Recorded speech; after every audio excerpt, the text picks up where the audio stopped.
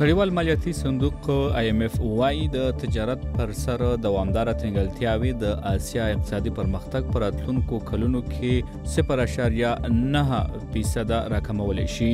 د IMF د آسیا او پیسفیک څانګې مشر چانګ یانګ ری د جمعې په ورځ د انډونیشیا په بالي کې یوې خبري غونډې ته وویل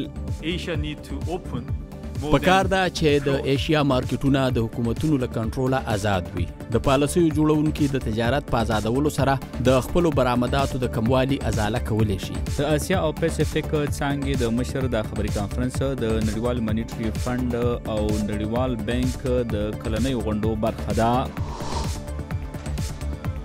د انډونیشیا په زیاتره زلزله ځپلو سیمو کې د مړو یا ژوندو کسانو د لټون عملیات نن ماښام پای ته رسیږي. د 28 جولای په دغه زلزله او سونامي کې څه باندې 2000 کسان وژل شوي. او د برطانیا د ملکه الیزابت د نوسۍ شهزادګۍ یوګیني له کاروباري تن جیک بورکس بینک سره واده وشو. د واده مراسم نن د جمعې په ورځ د برطانیا په شاهي استوګنځای وینډسر کیسل کې ترسره شول.